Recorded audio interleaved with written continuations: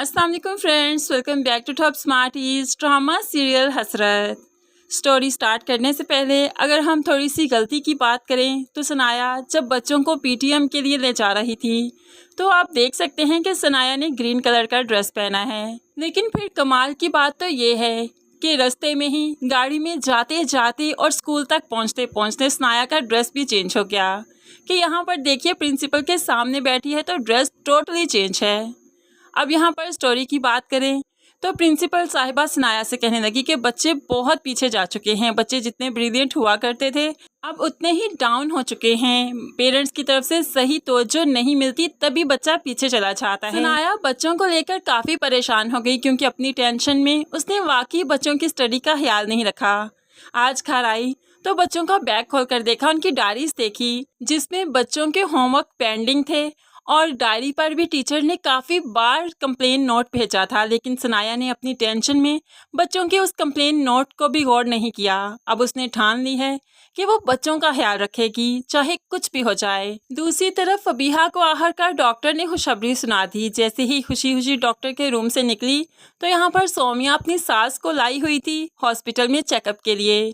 सोमिया को देखते ही कह दिया, मैं तो चाहती थी सबसे पहले ये खुशखबरी सनाया को सुनाऊं, लेकिन आप मिल गई, चलो आपको ही सुना देती हूँ।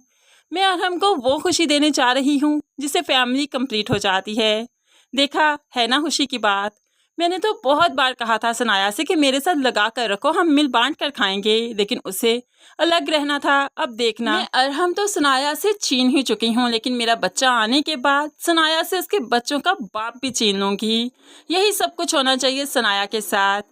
सोमिया वाकई सनाया की वजह से काफ़ी परेशान हो चुकी है, लेकिन सनाया इस वक्त अपने बच्चों की वजह से बहुत परेशान है। उसने सोच रखा है कि बच्चों के लिए ही सही अरहम से पैचअप करने में ही अक्लमंदी है, इसलिए जैसे ही अरहम घर वापस आया तो सनाया उससे बात करना चाहती है, बच्चों के रिपोर्ट्स के बारे में बताना चाहती है। लेकिन जैसे ही वो अरहम के पास बात करने चाहती है तो देखकर दंग रह गई कि अरहम जो प्लॉट बेचकर काफ़ी रकम हथिया चुका है वो तो फबीहा को काफ़ी शॉपिंग करवा कर लाया, यहाँ तक कि सोने की चेन भी उसके गले में खुद पहना रहा था।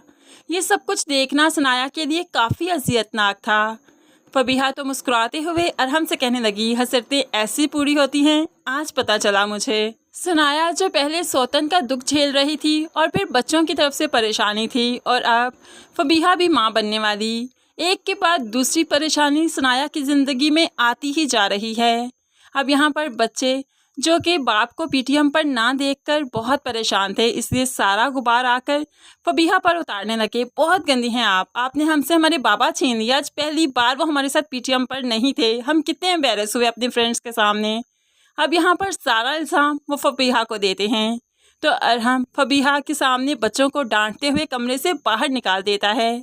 बच्चे काफ़ी डिसहार्ट हो चुके हैं, यहाँ पर आकर खुद को गेम्स में बिजी रखने की कोशिश करते हैं, लेकिन क्या करें, उनके माइंड में तो वही है कि उनके बाबा आज पीटीएम पर आखिर क्यों नहीं गए। दूसरी तरफ फबीहा भी मौके का खूब फ़ायदा उठाती है। देखा अरहम, बच्चों को भी भड़का दिया सनाया ने मेरे खिलाफ, यही बच्चे मुझसे कितनी मोहब्बत करते थे, आज आपने देखा हर बात का कसूरवार वो मुझे ठहराने लगे हैं सिर्फ सनाया की वजह से। अरहम भी कहने लगा, तुम परेशानी मत लो, बच्चों का क्या है, समझ जाएंगे आहिस्ता आहिस्ता, ना भी समझे तो क्या मसला है, तुम्हारे पास अब तुम्हारा बच्चा होगा, नहीं समझेंगे तो ना सही तुम अपने बच्चे में दिल लगाना, आहिस्ता ही आहिस्ता अरहम बहुत बदलता जाएगा। लेकिन जब सनाया को मालूम पड़ा कि उसके बच्चों को फबीहा की वजह से डांट पड़ी अरहम से तो सनाया भी बर्दाश्त नहीं करेगी। यहाँ पर फबीहा जो कि बेड रेस्ट पर है उससे अब बातें सुनाने सनाया आ ही गई कि तुम जो कर रही हो करती रहो, लेकिन मेरे बच्चों से दूर रहो, उनसे उनका बाप छीनने की कोशिश भी मत करना। लेकिन फबीहा तो आज बहुत रिलैक्स है, बेड पर लेटी मोबाइल से खेल रही थी। खुशी से वो सनाया की तरफ देखती है कि जैसे उसे हारता हुआ देखकर बहुत खुश हो रही है और अपनी फतह का जश्न मना रही हो, लेकिन ये हंसी फबीहा की चंद ही लम्हों की है क्योंकि अरहम जैसे मर्द को बदलते हुए ज़रा भी देर नहीं लगती। दूसरी तरफ हमजा जिसे खुद ठुकरा दिया फबीहा ने, जो वाकई सिंसेर था, हमेशा साथ निभाने वाला था, वो भी फरहीन का हो जाएगा। फबीहा तो हाथ मलती रह जाएगी, इसकी हसरतें ही रह जाएंगी।